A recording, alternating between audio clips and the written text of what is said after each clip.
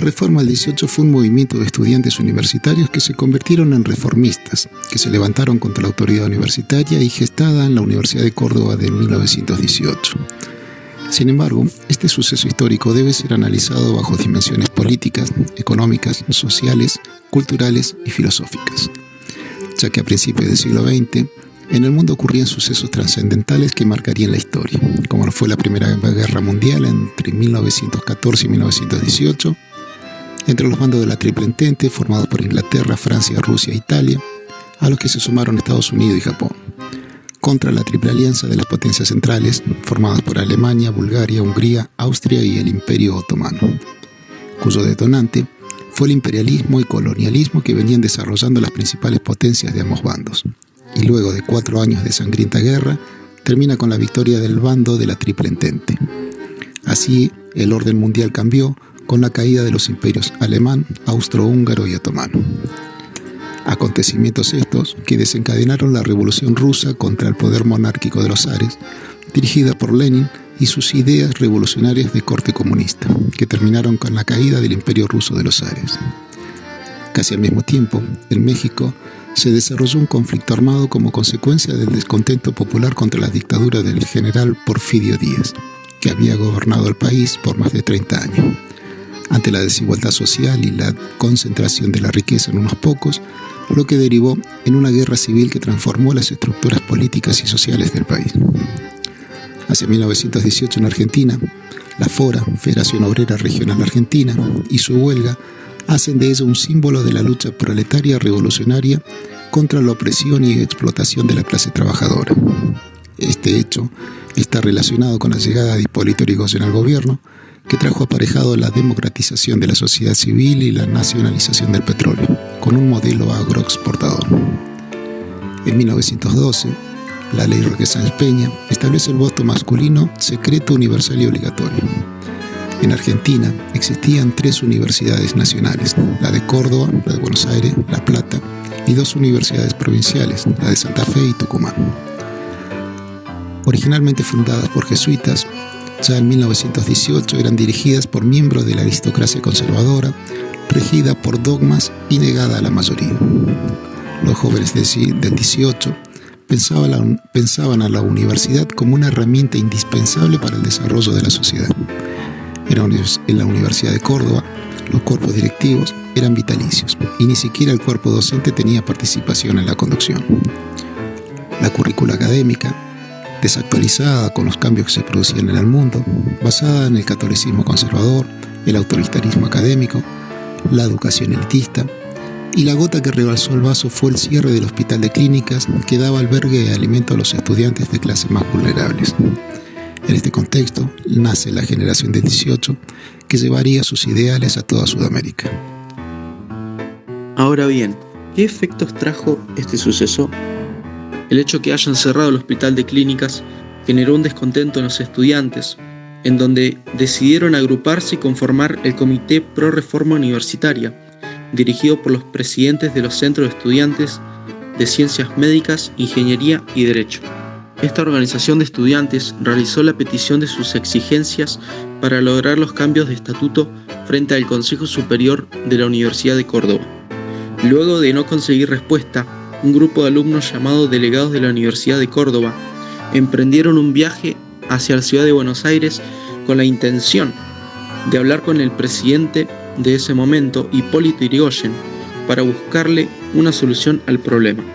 Al mismo tiempo, el ambiente en la Universidad de Córdoba se tornaba un poco oscuro, ya que los estudiantes, al no recibir respuesta por parte del Consejo Superior de la Universidad, emprendieron la famosa huelga general.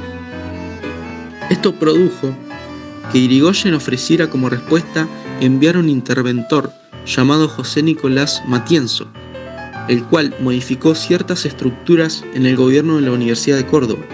Además, le asigna cierto poder de decisión a los profesores para participar en la elección de rectores y consejeros de ese momento. Sin embargo, los miembros vitalicios seguían predominando en la toma de decisiones dentro de la universidad. José Matienzo, a favor de los estudiantes, decidió reabrir el hospital de clínicas en donde los estudiantes despojados de su hogar pudieron volver. Esto dejó temporalmente conforme a los estudiantes que decidieron detener la huelga.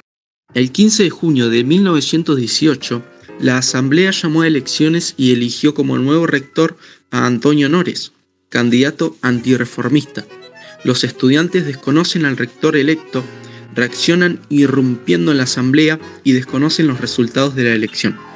Es en ese momento en donde los estudiantes despojan a los directivos de la asamblea y toman el salón de grados en forma de protesta. El 21 de junio de 1918 se dio a conocer el Manifiesto Liminar en la Gaceta Universitaria. El Manifiesto Liminar es el documento básico de la reforma, el cual fue redactado por Deodoro Roca, y recibe la adhesión de estudiantes, obreros e intelectuales. El 12 de septiembre de 1918, frente a la presión estudiantil, se interviene nuevamente la Universidad de Córdoba desde Nación, enviando a José Salinas, quien en ese momento era el ministro de Inspección Pública. Poco antes de su llegada, los profesores ligados a los grupos conservadores y el rector electo renuncian. Esto, sumado a las protestas de los estudiantes y a la llegada de José Salinas, dieron lugar a la reforma de los estatutos. ¿Cuáles eran los ítems que constituían la reforma de los estatutos en la Universidad de Córdoba? La demanda de los estudiantes, las cuales fueron expuestas en frente al Consejo Superior de la Universidad de Córdoba, consistía en la petición de un gobierno compartido, con los profesores titulares y suplentes, estudiantes y egresados, denominado cogobierno. Por otro lado, los estudiantes realizaban la petición de la asistencia voluntaria a los cursos y la docencia libre. Esto condujo a que muchos reformistas pudieran ingresar a la docencia. Por último, en octubre de ese mismo año, se eligió al nuevo rector, el señor Ellison Soash, denominado el Renovador. ¿Qué reclamo de los estudiantes fueron logrados después de la reforma? Luego de la reforma, la petición de los alumnos fueron concedidas.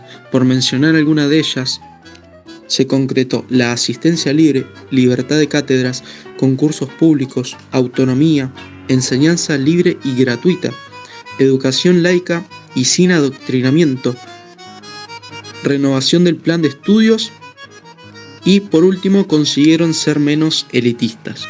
Esta filosofía fue replicada y fue adaptada también por todas las universidades de Argentina y en el resto de América, posicionándose como uno de los movimientos de transformación universitaria más relevantes de la historia de las instituciones educativas superiores de América Latina.